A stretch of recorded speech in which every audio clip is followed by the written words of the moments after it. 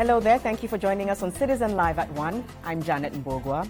Now, Homa Bay Senator Otieno Kajwang has threatened to sue Majority Leader Adan Duale over claims that he irregularly issued work permits when he was Immigration Minister. Kajwang has now given Duale 3 days to publish all particulars about the alleged work permits or face a suit in court. Kajwang dismissed Duale's claims, saying they were a political witch hunt. He was responding to yesterday's claims by a section of Jubilee MPs who accused Kajwang of issuing work permits, passports irregularly during his tenure as the Immigrations Minister. I challenge Honorable Duale to publish each and every particular of each and every allegation made in respect of my bank accounts, in respect of any checks paid into those accounts, in respect of my M-Pesa account or my M-Swari account, and the transactions recorded there, complete with the particulars of who paid how much money and for what. Now, if Honorable Duale does not publish that information within 3 days hence, he will face one of the biggest court battles he has ever faced in his life. And I've never sued anybody in my life. This time, I will go full hog. If this government had any evidence, any hard evidence on any corrupt deed or whatever, I would now be in committee. I can tell you that. Because they don't like me. Because I don't like them either. So I would be in committee now. This is political witch hunt. But you don't go very far with political witch hunts in a democracy. Members of 6 out of the 22 ranches whose titles were revoked by President Uhuru Kenyatta in Lamu County have dismissed allegations that the land was owned by tycoons.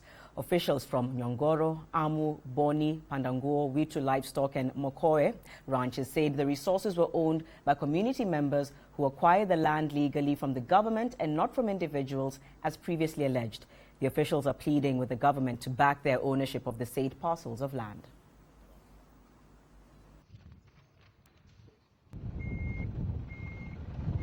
Ardhi ya jamii ya Kiboni tumeacha mkono wa serikali. Serikali tumeiunga, itupe ardhi yetu, itupe haki yetu. Na kama serikali ya kwanza ilitumia ufisadi, tunaiomba serikali ya Uhuru itupe haki yetu. Hiyo title deed tulilipia 1.7 million. Utaona hapo, na tulilipia. Na baada ya hapo tunalipa kila mwaka 40,365. Na tumelipa miaka ile mingine yote. Ni wafugaji wanyonge, lakini tunajibitisha kwa sababu tunajua ya kwamba serikali pia labda inataka ushuru kwa hizo ardhi na ni lazima tulipe. Hizi ni ranchi za jamii purely. Na lau serikali itabatilisha ardhi hizi, hii ni dhuluma kubwa itatufanyia sisi kama jamii ya Watu Lamu. Na sisi hatutasimama hapa. Sisi tumekuja kuzungumza, kueleza kilio chetu hapa. Ikiwa serikali haitasimamisha shughuli hii na itaka kubatilisha ardhi hizi, sisi tutachukua hatua za kisheria. Tutaenda mahakamani kuichallenge serikali. The Ethics and Anti-Corruption Commission has told a parliamentary committee that it is overwhelmed by the number of graft cases under its investigations. Our reporter Alex Kubasu is at Parliament following the proceedings and now joins us live on phone. Alex, what can you tell us, especially about what they're saying about being overwhelmed and more so solutions regarding this? Yes, Janet, indeed. I'm just from that committee meeting in charge of security headed by its chairman, Asman Kamama. And the delegation from the Ethics and Anti-Corruption Commission was led by the vice chair, that is one Irene Kano. And she's the one who said that the cases that are on their desk right now, the Anglo leasing file is continuing to be opened. And then there is also the police recruitment that came in the other day, as well as the Lamu land that was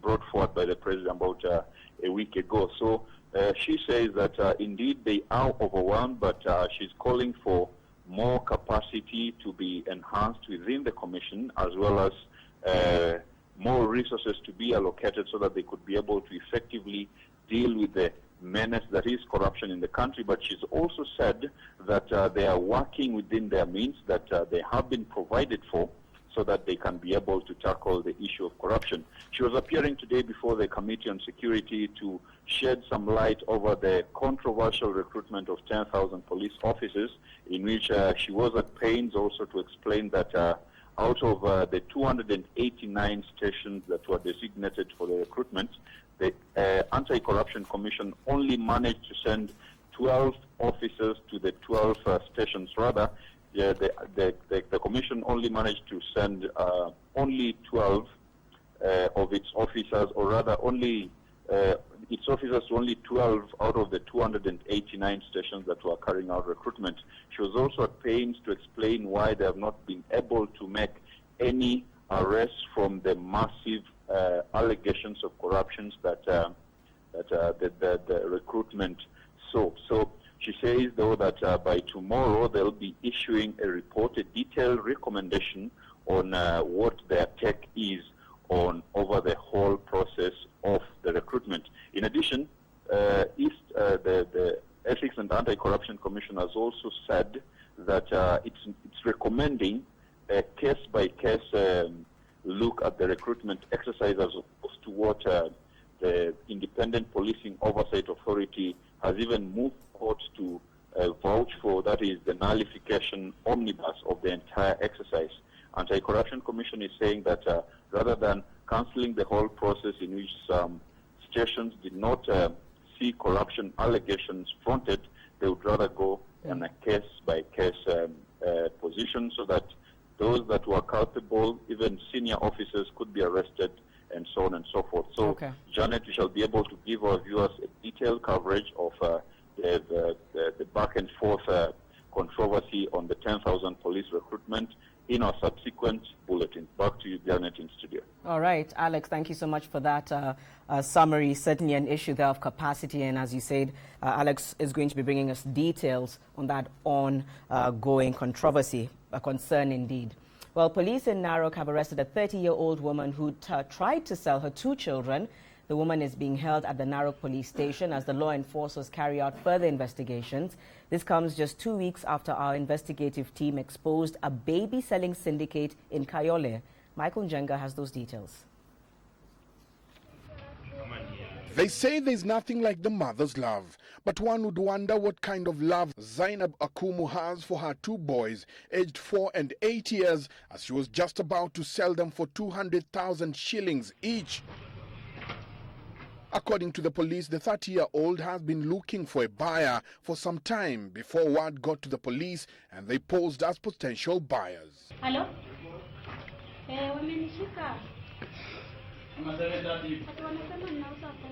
But perhaps one question that lingers in every parent's mind is, why would a mother want to sell her babies? Police are holding her at the Narok police station as they conduct further investigations before she is arraigned in court tomorrow. Police are also investigating if there could be a larger group within the area involved in baby selling racket. And as we leave, we cannot help to notice as the innocent souls stare quietly, perhaps wondering why their mother would want to offer them to the highest bidder. Michael Njenga, Citizen TV, Nairobi. 3 police officers alleged to have fired anti-corruption investigators at the Mariakani Weighbridge on Monday evening have been charged with 7 counts of obstructing arrest at the Mombasa Law Courts. 2 of the 3 police constables, Martin Kibor and Peter Lenkai, appeared before Chief Magistrate Stephen Riech and denied all the charges, while the 3rd co-accused constable, Marco Lese, who is believed to have escaped during the incident, was charged in absentia. The 3 officers reportedly shot at EACC detectives during a sting operation conducted at the Mariakani Weighbridge. Among the charges the officers face include 1 count of destruction of evidence, with the prosecutor alleging that the officers destroyed several items that would have been used as evidence in the case. The case will next be heard on the 18th of September.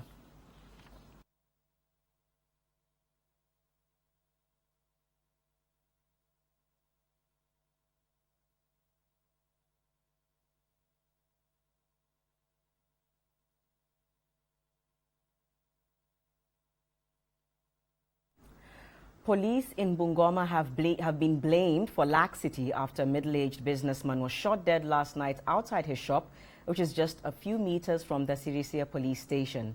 Victor Wanyonyi was shot twice in the chest by gunmen outside his market business premises. The gangsters left without stealing anything from the deceased. Namahale village residents took issue with the slow response of the police officers who reportedly arrived at the scene of the crime way after gunshots were in the air as the killer struck. Now, the Deputy County Commissioner said a manhunt for the suspects who escaped using a motorbike has been launched.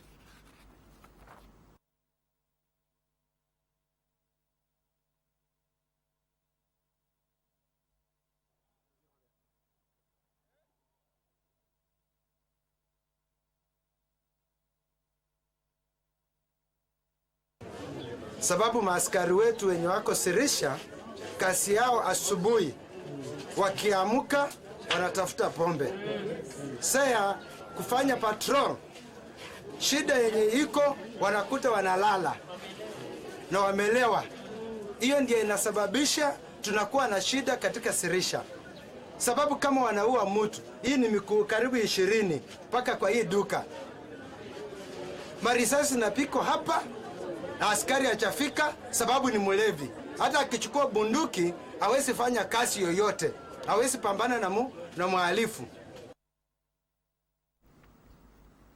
An American national has for the last 4 months surprised many in Siaya town by hawking queen cakes. In a society where hawking is associated with hustlers and where foreigners are viewed as wealthy tourists, the 48-year-old continues to intrigue as he crisscrosses Siaya on a bicycle, selling the cakes to raise funds for charity. For the last 4 months, 48-year-old Terry Dean Balcom has been getting all the attention, not for his everyday bicycle routine ride into Siaya town, but for his humble business once he gets there.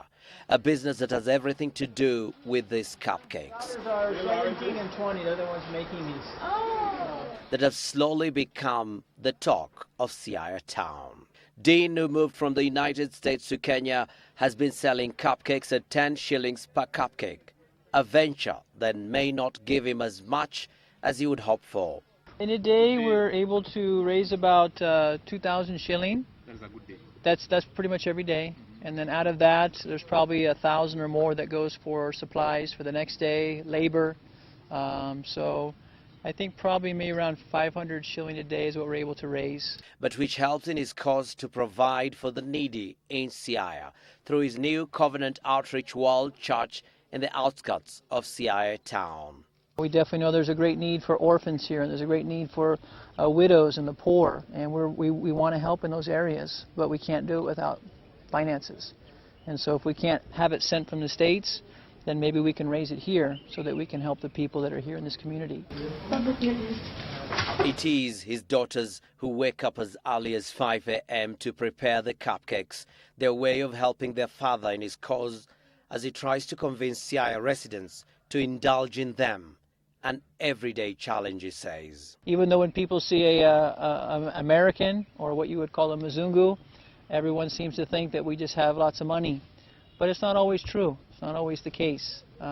Many people in America, just as here in Kenya, they're fighting and doing all they can just to make ends meet. Just what do the residents think about the cupcakes, though? Unajua tumeshakuwa na notion nyingine like wazungu ni they're rich. So when we saw them wakiuza huku Siaya tukaona hapana. But sisi tumezoea wanakuja kwa ofisi zetu wanatuuzia na ni lazima tutumie tu sabuni tamu.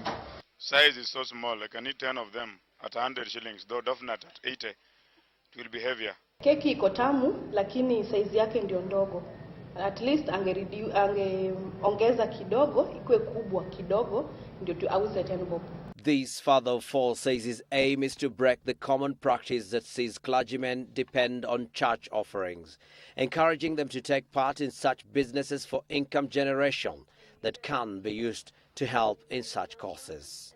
With business picking up, Dean hopes he will soon be able to open up a bakery in Siaya to increase both his production and cause. Well, as they say, the journey of 1,000 miles starts with one step. Now, the National Police Service will not be releasing the much-awaited audit report on the police recruitment exercise today. This after Independent Police Oversight Authority IPOA moved to court seeking the nullification of last month's recruitment of 10,000 police officers. Sources within the Kavuludi Commission indicate that the report, which was due for release today, will instead be released next Thursday to the Parliamentary Committee probing the recruitment exercise. IPOA wants the recruitment exercise repeated in view of complaints raised by members of the public.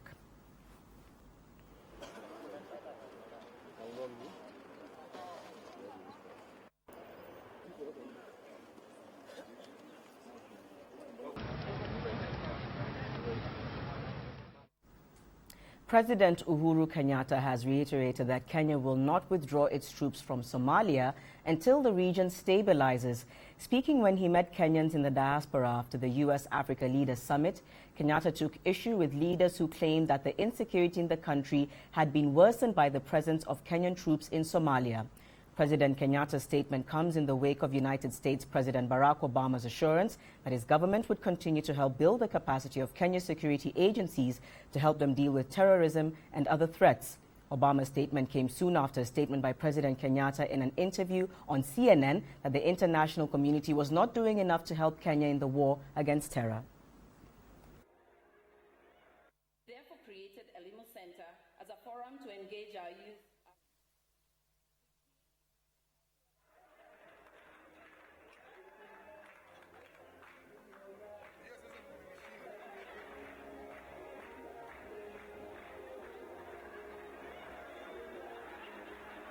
Kenya's entry into Somalia was not driven by any other thing than the fact that Kenya's economic interest, including the interests of those who we were hosting as refugees, was under threat.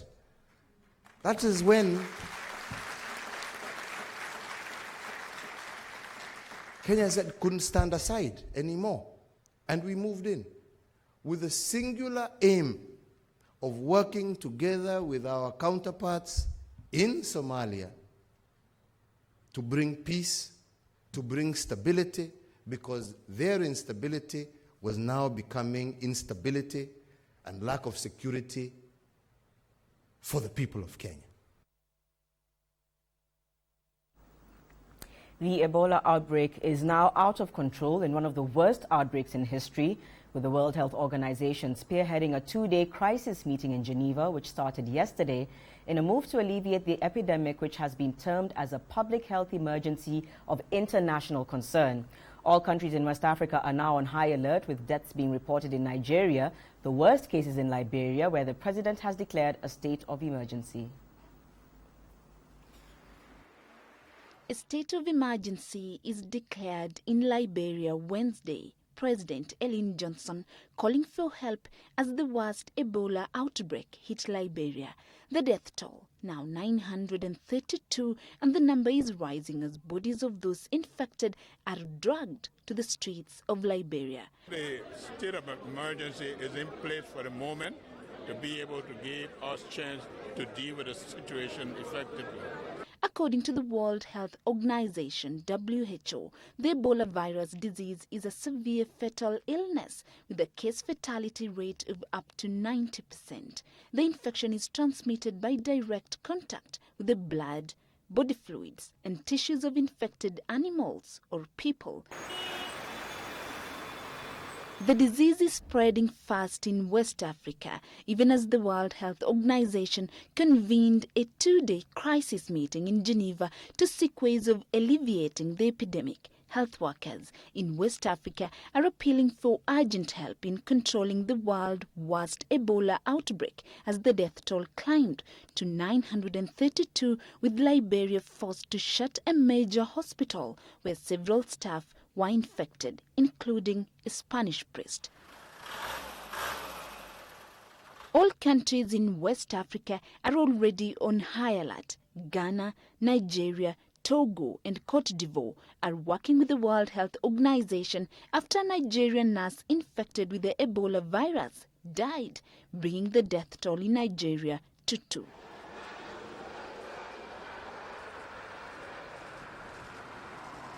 Two Americans have been flown home for treatment, including a doctor, while the United Kingdom has set up a high-secure infectious disease unit at London's Royal Free Hospital.